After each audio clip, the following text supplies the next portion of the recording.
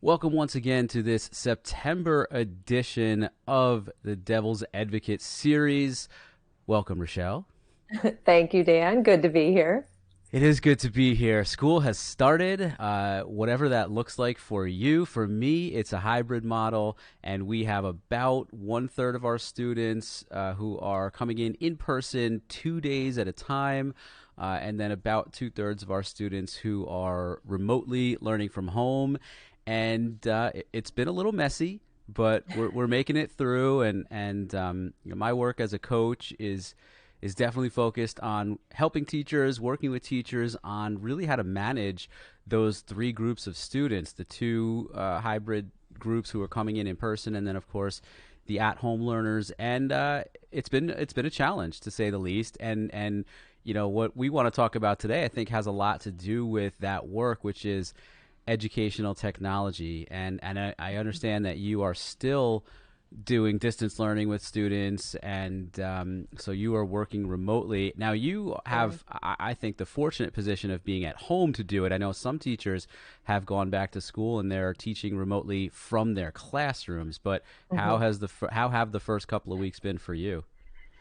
Uh, I try to avoid saying this word anymore because I find that over the last 6 months, there are certain words that I've been using a lot. Like it's overwhelming, which I mean, everybody in education is saying it's overwhelming. I keep saying it's interesting. And I had a conversation yesterday with Andrew Easton, and he was saying interesting. I said, that's a word that I've been using a lot lately because I feel like there's no other way to describe it because it is so different.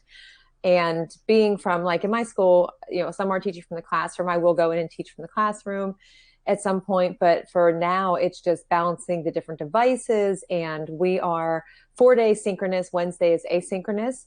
And so trying to help students figure out how to use Microsoft Teams, where to find assignments, do they need to log in, and all of that. It's exhausting. And I know the first week, the first week of school, I was absolutely exhausted. I mean, each day felt like a week in itself. And that's something common that I heard other people saying too. Now, once I kind of got into like a work habit workflow with it a little bit, the second week is a lot better. You just have to figure out how to kind of balance it, especially when it's coming to the technology, right? Because it's where we have to be on, but finding ways to give students time to be away from that too, as well as ourselves to be away from it. So it's been different. I'll go with different this time. Different and interesting is what I'm hearing you say. And also, what I just heard you say, which I think is a great sort of launching point into this episode on educational technology, is that there needs to be a balance. And Mm-hmm. so, as we were speaking and preparing for this conversation, that's kind of what we spoke about, right? Right. Let's tackle the topic of educational technology, and basically figure out and put our own spin on and figure out why and what research says about how much is a good amount, Mm-hmm. whether it has positive effects on learning or negative, and just play devil's advocate here and see what the different sides of the argument say. It sounds like your argument, at least right now in your situation, and I would agree, is striking a good balance between Mm-hmm. synchronous and asynchronous, time on devices and time off of devices. I guess I'll use the term moving forward in this conversation of screen time. Is that Yeah. is that kind of what you're getting at? Definitely. Yeah. So I definitely did find some research on all sides from all angles on this topic. And actually, the first thing I did is because a lot of educators I feel like are pretty. I don't want to. I don't want to generalize this too much because there might be people out there who haven't heard of it, but I know that a lot of people are familiar with John Hattie's research, and I actually heard Mm-hmm. John Hattie on a podcast recently talking about some of this stuff. So I went to Hattie's research actually, and I looked up out of his list of like 200 items, I think, at this point on his Yeah. effect sizes in his Right. Visible visible learning. learning Yeah. research, and I tried my best to see how many of those related to technology, and I felt like as we kind of talked about things now, I would see which ones of those he found and in his research were found to have more positive effects than others. And I'll Hmm. throw a couple out here. So, for example, some visible learning strategies, if you will, that relate to technology that have higher effect sizes are things like technology with learning needs students, which I thought was pretty telling in terms of supporting students. I know some of his research also talks about response to intervention having a Hmm. really big effect size, and really using tools, including technology, to support students when they're struggling, right? When they have Right. challenging learning needs, or when they have deficiencies that technology can help really like boost them up. Hmm. Other things were now. This is interesting. Technology in other subjects, and at first I was like, "What does other subjects mean?" But there were also specific research done on technology in writing, technology in reading and literacy, and technology in math. So technology in other subjects actually had a pretty high effect size of 0.55, which I guess in Hattie's research, right, zero point 0.4 is basically what you're looking for. And interestingly, on the flip side, is technology and mathematics was only 0.33, so meaning Hmm. it didn't have a tremendous effect, or maybe a lower effect than really what you're looking for. And technology and reading and literacy was even a little bit lower at 0.29. So that's interesting to me because math and reading and literacy have definitely become the most prominent educational, school subjects out there, the Yeah. most tested and everything. But yet Right. they're the ones that, when it comes to technology, there's a lower effect size. I found that pretty interesting. Yeah, it's I'm glad that you mentioned John Hattie because I had read I'd seen that same list not that long ago, and then I had finished reading the distance learning playbook. I actually read it. I had it on my Kindle because I think the wait time for getting the actual physical book was a little bit, and so then now I got the book. But reading in that some of the same, I mean, similar things that you found, but then also looking at like direct instruction, I think had a 0.59. But then looking at some of the technology, I mean, I use some tools like you use, like Nearpod and some of those interactive lessons. And that one I think was at like a 0.54 for effect size. And then something else that caught my interest because of artificial intelligence, it was intelligent tutoring systems. That was, I think, around like a 0.51. And it was interesting to me to see what those categories were and which ones had that higher effect size. Um, and I think the average, like you said, is like a 0.4 for all things considered. So Yeah, I really think interesting to look at when those. I first started hearing about Hattie's research a few years ago, point four, it was explained to me that point four basically means that students are growing at an appropriate rate. Like they're making, let's say, 1 year's worth of progress in 1 year. Mhm. And I'm also glad, I left out the direct instruction piece because I figured we'd come back around to it, and we Mhm. did. So that's awesome. And so here's the thing, if you're looking at Hattie's research, you're looking at things like technology that's being used in reading and writing, or reading and literacy, and then technology used in math at lower than the point 0.4 effect size. So essentially less Mhm. than ideal effect on students, but yet direct instruction and explicit teaching strategies are at a point 0.6 and 0.57 respectively. So Mhm.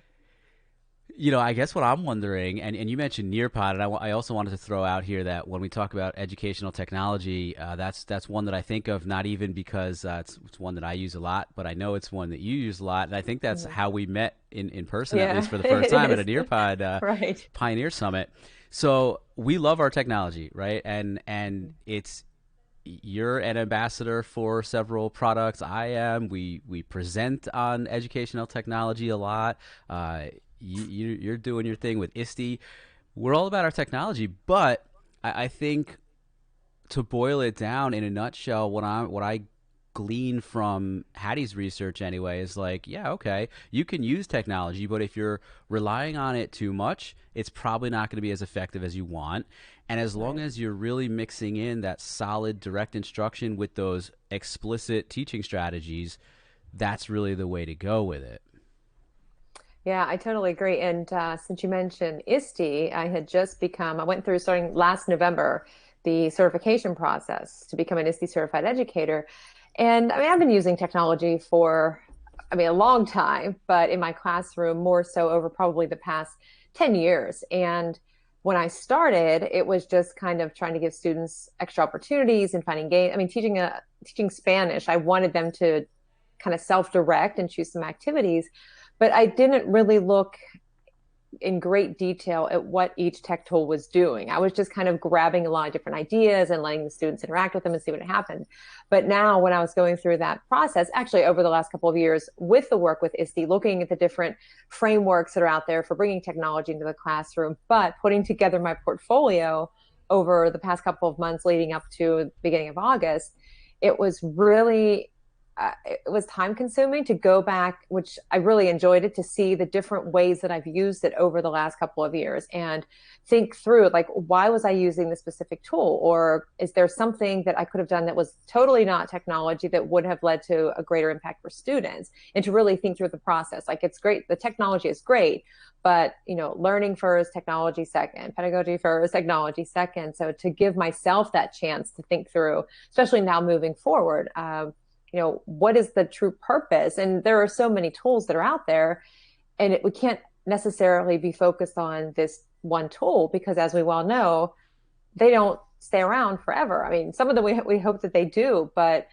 it has to be focused on, like, what are we trying to accomplish with that, and focus on the actual teaching, the instruction first, but supplement it with some tool that opens up a lot of other opportunities for our students. At least that's how I've been trying to kind of look at it in my work. Yeah, I think that's a great way to look at it. I would love for more educators to look at it that way. And as you're speaking about that stuff, I think of two things and two people. I think first of Simon Sinek with the Golden Circle. Start with why. Um, Right. it's I'm gonna. I'm just gonna throw it out there. This is my opinion, and I'm sticking to it. I feel like it is irresponsible for teachers to just use technology tools without thinking about the purpose behind it, which I think is what you just said. I might have just said it a little more strongly.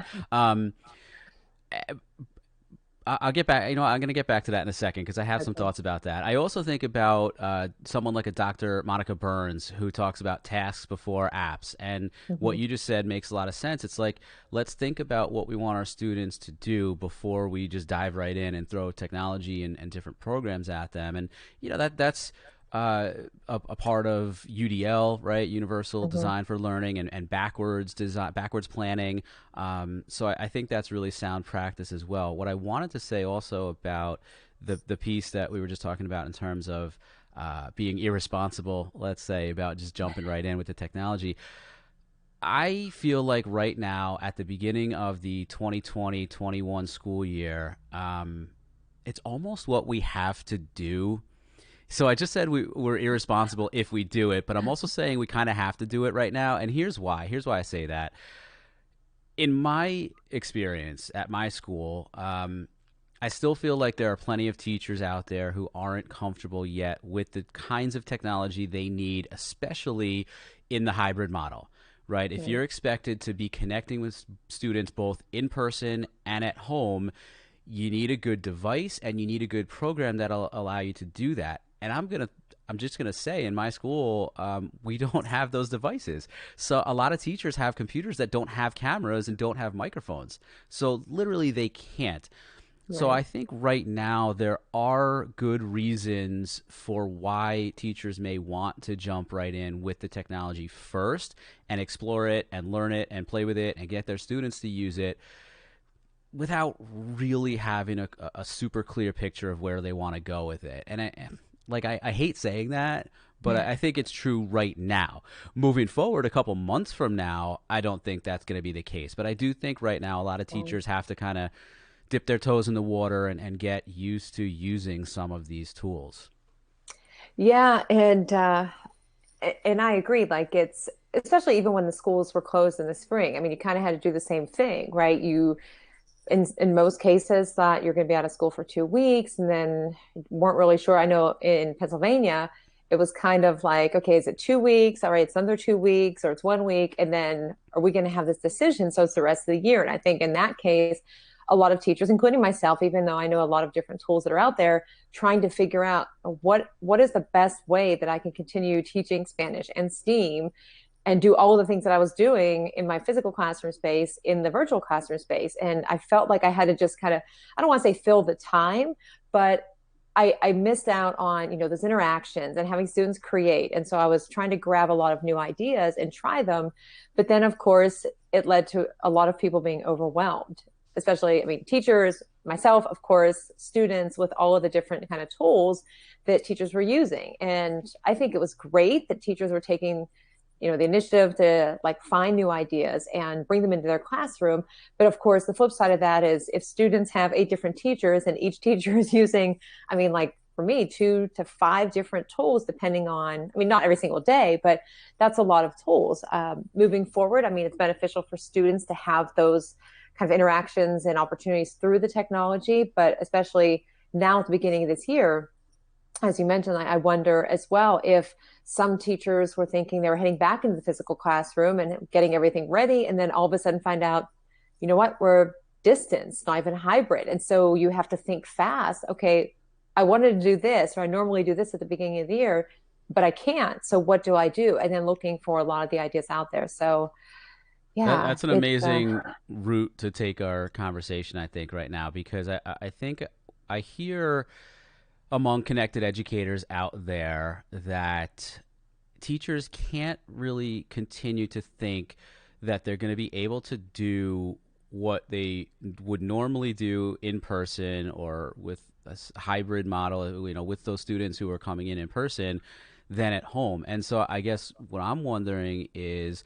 those teachers who might be in that situation. That happened the next town over from me, actually, a couple of weeks ago. They were planning on going back, at least with some of their students in person, and then they had to switch to remote, like on the fly. And I wonder if that's what throws teachers off the most, because they're expecting to kind of do things in the same way, but then they realize they can't, and now they're scrambling to find tools and resources to be able to either keep instructing the way that they normally would, or just the ones that would be like super impactful for students now that they're at home.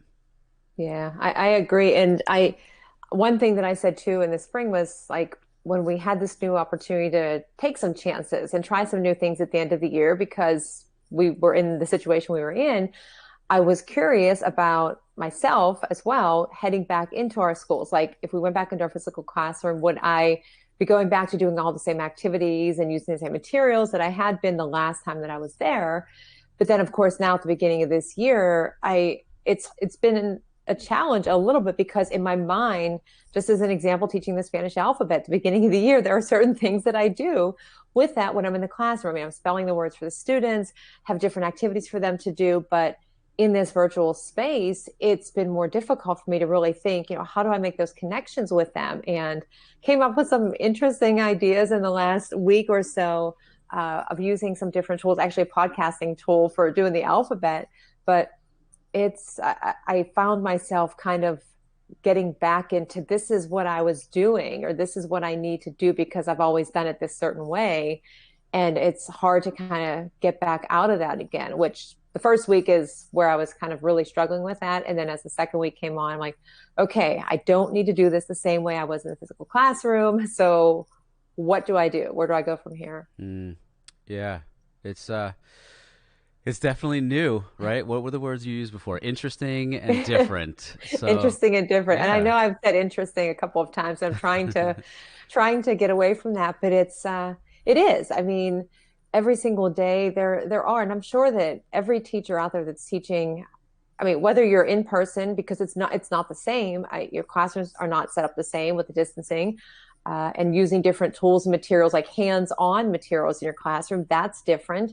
If you're hybrid, if you're distance learning, figuring out the balance. I know for me, or anybody who's synchronous, I mean, our class periods are 42 minutes, and I want those interactions with my students. I want to be able to see them and hear their voices, but I also realize that it's draining to be looking at the camera, look on screen that whole time. And for me, I was losing my voice by second period every day just from talking.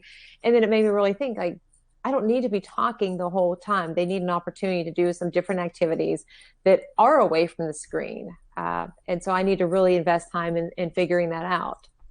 That's a good point. I just wanted to mention a couple of quick things about the research again that I found from Hattie, and then move on with this a little bit. So, uh, you talked about how we need to like arrange physically and also at a distance now the way that we group our students and activities and things.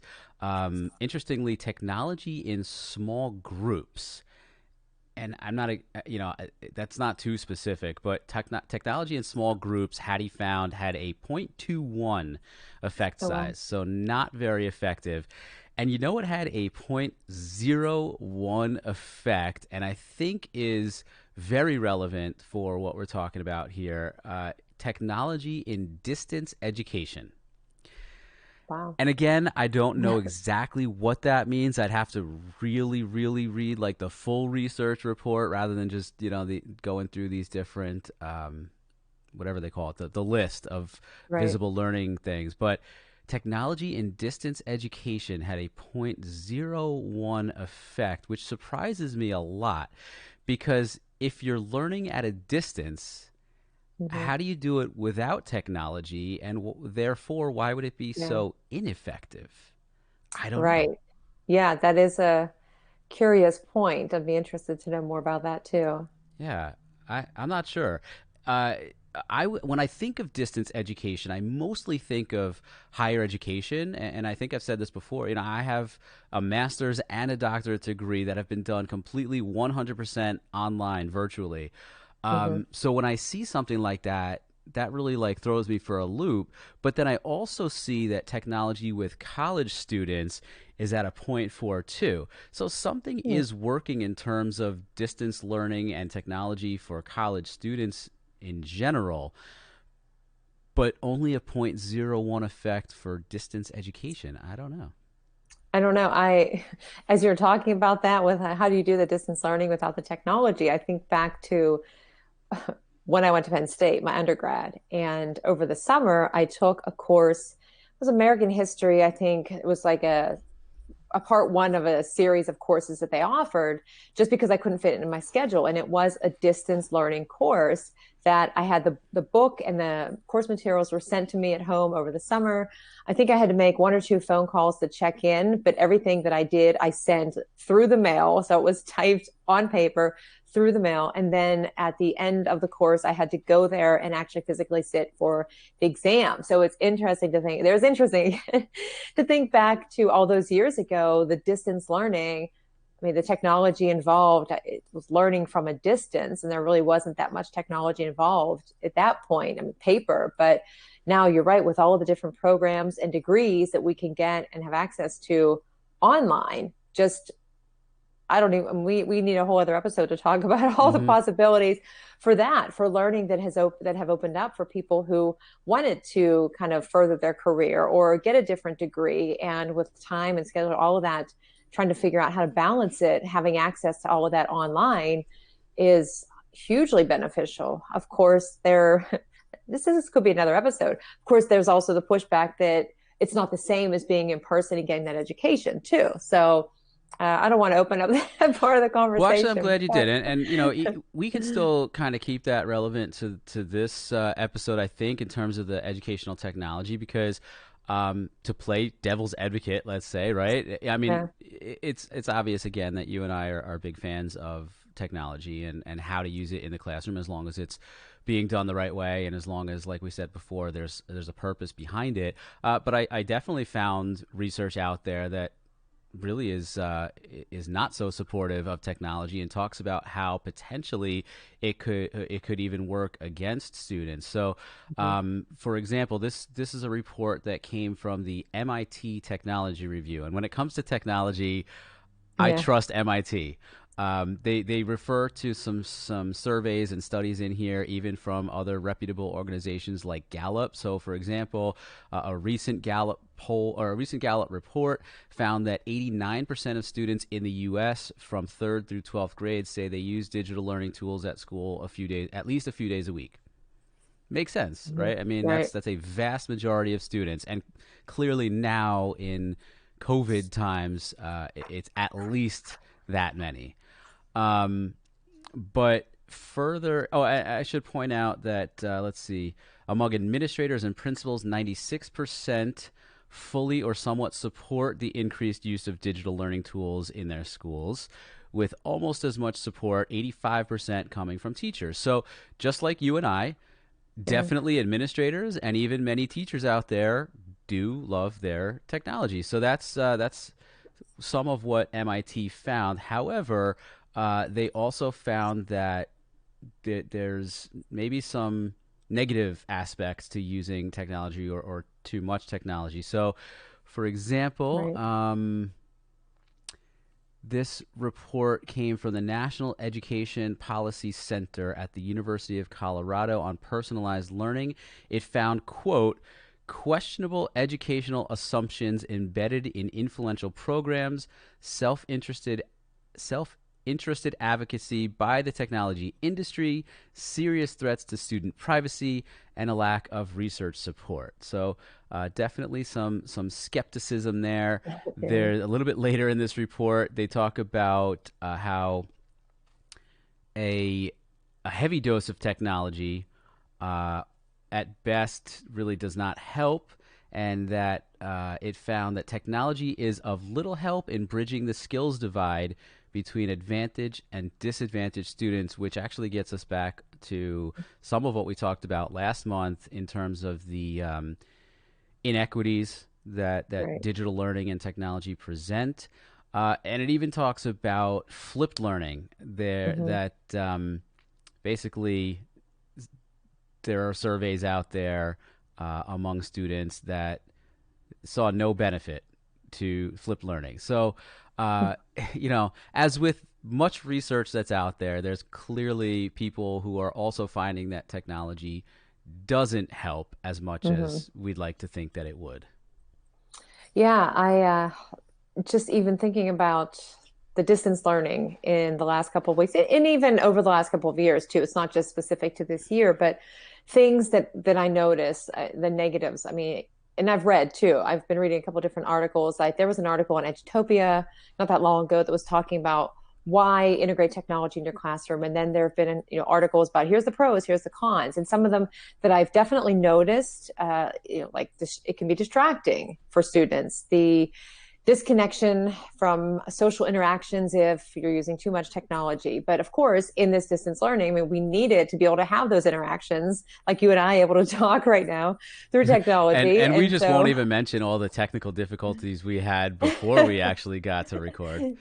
and you shouldn't say we because it was just Rochelle, and that's kind of it goes with everything I Well, do. There's you know what? always an Actually, issue, so if you could hold that thought for a second, it's actually it's interesting that that came up, because I don't know about you. I've certainly found among my teachers that I support at school that there have been technical glitches and things that have happened this week. There have been breaches in security.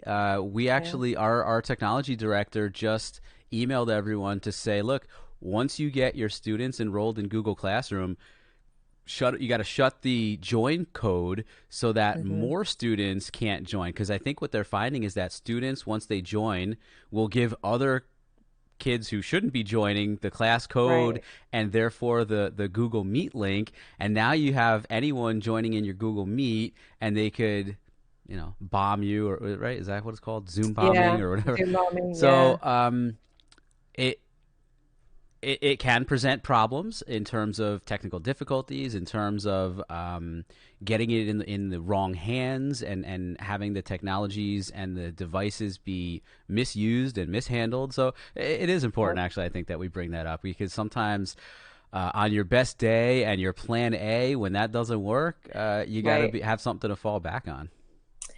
Yeah, it there have definitely been a lot of days in the last couple of weeks where, I mean, anything from students getting kicked out of the meetings, audio not working. They say they can't hear me, although it's very strange because the Can't first hear two you. periods. I don't know anything about that.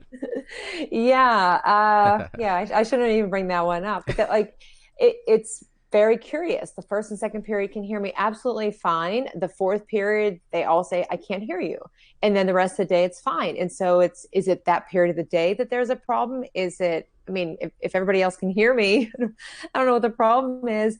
But those are just some of the challenges. Students getting kicked out of meetings, like I said, and making sure that everybody logs in and having the video on there. It's hard to balance all of that. And I know as a language teacher, one thing that I've always struggled with within my classroom is the use of translators, for example, with technology. And I think, helping our students to develop the right skills and know what is appropriate, responsible use of technology. And that's one thing that is really I've really noticed be difficult for me trying to figure out what I can give them for assignments and what types of technology or no technology methods that I can use to really help them to build their skills. But as a language teacher, I realize that they're not all going to go on to become Spanish teachers or use Spanish in their careers.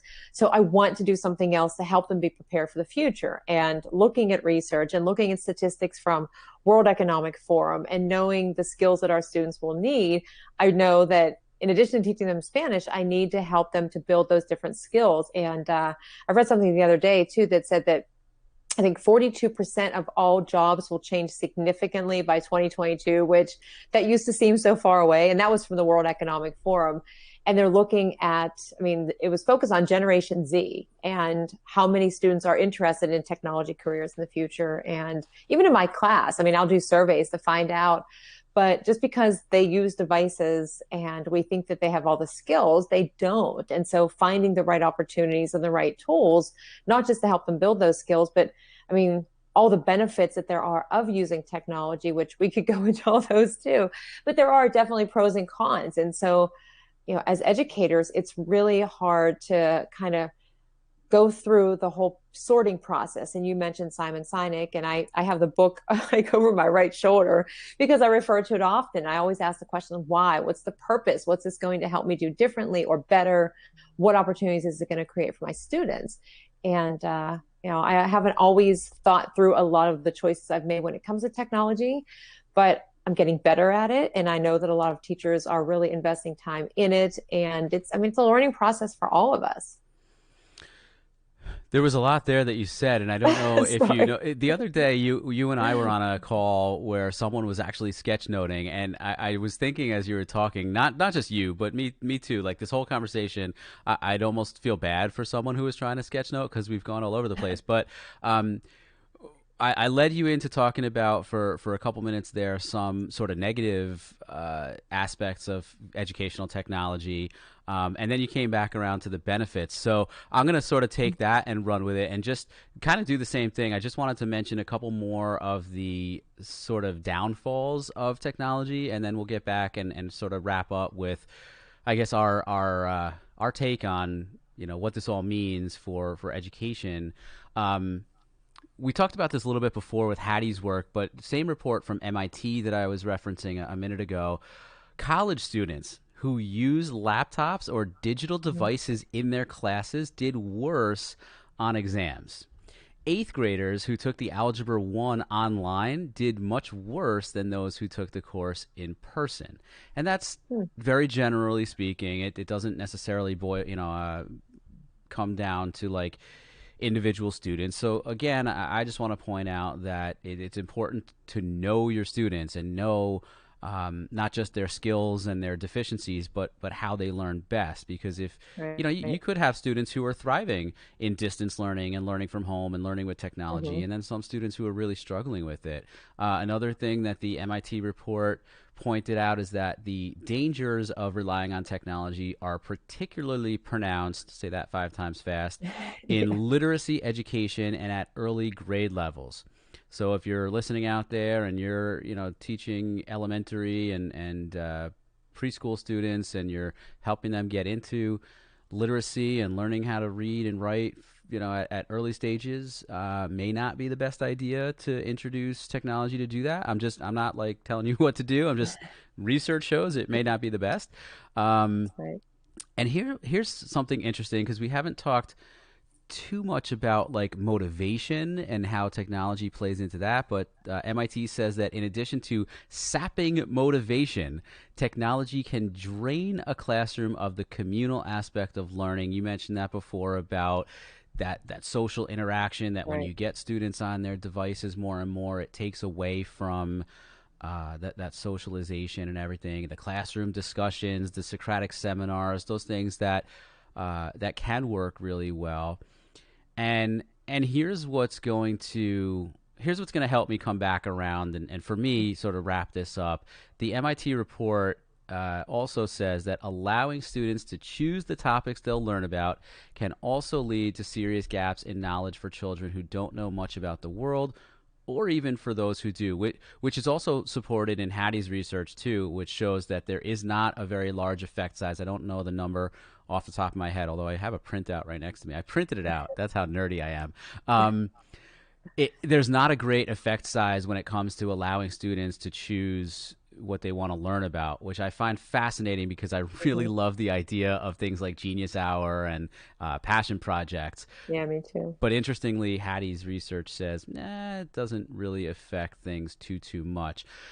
All of that to say, and I'd love to get your take on this too. All of that to say that I feel in my heart of hearts and with the research that just like everything, there's two sides of it. That's why this show is called Devil's Advocate, right? So we love Right. technology, but to play Devil's Advocate, it might not work as well as we want it to sometimes, or it might not have as great of an effect on teaching and learning as we want.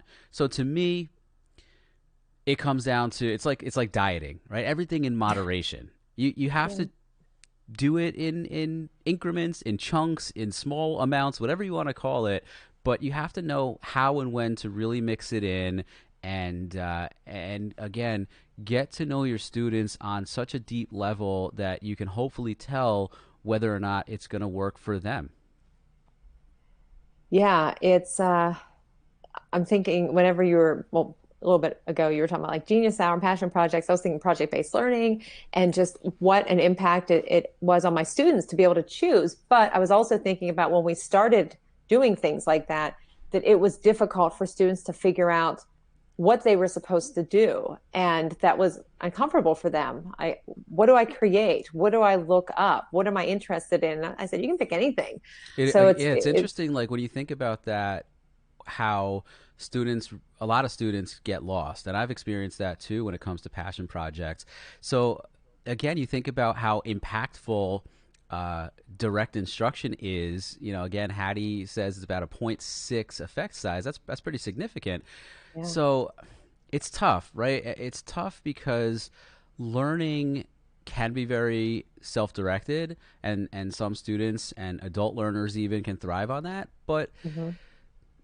whether you're talking about like old school methods or new school, there still needs to be some direction there. Direct instruction, teachers directing themselves, kids, students helping direct each other. Maybe it's not completely self directed, but that's why I think, grouping students together does have a lot of advantages to it as well.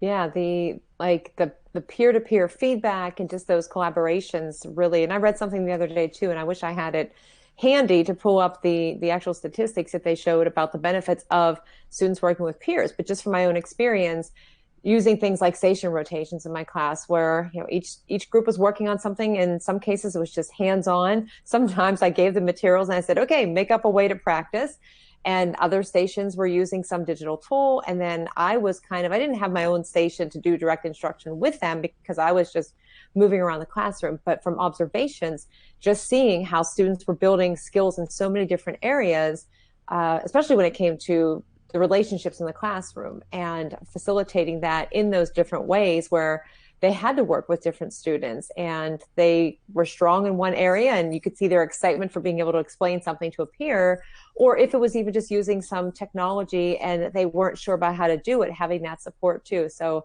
it's it, I keep thinking of balance and the different options that are out there, and I think it's going to be different for everybody. I mean, what works great for me? And for a long time, I thought, oh, this worked great for me as a language learner. My students can be the same way, and not the case. And it's not easy to figure out. I mean, what works today does not necessarily work tomorrow. You just have to keep kind of thinking through it. And I often ask the students too, what is this helping you to do? Do you notice anything that makes it a little bit better or different? What are your preferences? And that helps to kind of guide me as well. And that, again, is not something that I always did, but I've learned that it is really beneficial to have that feedback from the students too. That's awesome, and I think that those comments that you made have helped me now really kind of come full circle and point out what I'm going to get up on my soapbox for a minute. I don't know if you want to join me, but here we go. And I'm going to cite research again. I'm going to base my thoughts on supporting details, as the ELA teachers out there will know. This comes right from Gallup, and it says here these findings are based on a nationally representative online survey of 1,036 K to 12 teachers back in 2019, and also online surveys of 2,673 parents of students in grades K to 12, as well as 853 students in grades 6 to 12. Okay, so the Gallup poll is based on those surveys that they put out, and like the big headline, and actually I highlighted this and put a little sticky note on it. It says, "This is the key." All right, so here is me up on my soapbox saying, and I'm quoting actually the headline here in this article by Gallup: creativity plus transformative use of technology may reap even greater benefits. So right there, I think is the key. And then it even goes so far as to say that examples of transformative use of technology include using tablets or computers to create multimedia projects, conduct research, analyze information, and create complex projects that go across disciplines. And I want to highlight a few of the words in there because I think for those educators out there who are well versed in things like Bloom's and things like depth of knowledge, you're seeing verbs like conduct research, analyze information, create complex projects. So those are some higher order thinking strategies and skills right there. And I think, again, to like come all the way back around here and me up on my soapbox, that's what I would say, right? Technology can work or it cannot work. But literally what research is finding, and probably through experiential and anecdotal evidence, we would both say, correct me if I'm wrong, that technology works best when it's used creatively, when, as we've already said multiple times, there's a purpose for it, and that students are really able to climb those levels of thinking and doing through their use of technology. Yes, I agree. Because I was thinking the same thing. Purpose, what's the why? What's the reason for it? And yeah, create, I mean, and even thinking about the skills for the future, all of those, the complex, like the problem solving, the critical thinking, the creativity, the technology skills, the students need it, the teachers need it too. So we just need to find what works for us, what's the right balance, what's the right amount that's helping us to do something differently and giving students more opportunities. Amazingly well said. And I'm going to wrap up with this. And I just want to remind everyone that to the best extent that I can, I'm going to put the links to these resources in the show notes and the post that'll be up on the website for this episode. And if you want to get there, it's leaderoflearning.com/edtech, which is obviously all about what our discussion has been on in this episode.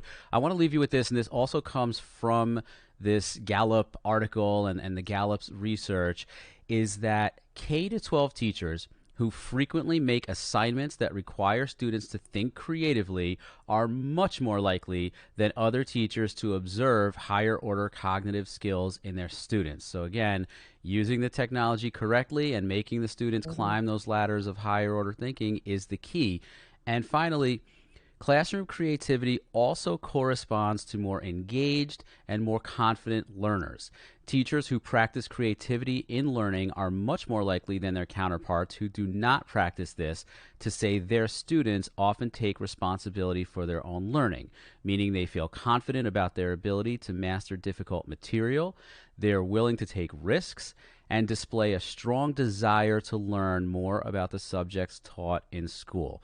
So I'm just going to wrap up and say, teachers, get creative. Have your students get creative in the projects that they're doing, the tasks that you are assigning to them, the technologies that you are using with them, because that's the key. And if you don't feel equipped to do that yet, learn more about it, delve into the research, listen to more of these podcasts, whatever you need to do, reach out to human resources in your building, your department. Chances are there are other teachers who might be more equipped than you, but that's the key right there. I think is get creative, understand why you're doing it, and then really try to harness the technology or any tools and resources that you use to get your students to really reach those higher levels. I can't say it any better than that. Awesome. Well, Nothing. that'll do it then. Thanks for joining us again in this series, Devil's Advocate, and this one all about educational technology. Rochelle, why don't you hit them again with where they can find you and connect with you on socials? Yeah, pretty much very consistent. RDene 915, so RDENE 915.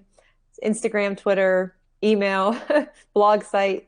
That's where I am. Yep, and I am Dr. underscore Crinus on the socials, Twitter and Instagram. Leader of Learning is the website, and specifically for this episode, it's leaderoflearning.com/edtech.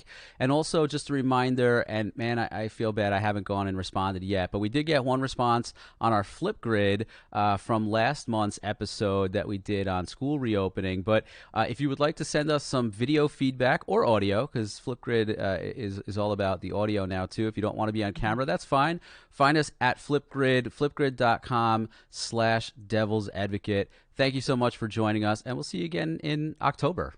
See ya.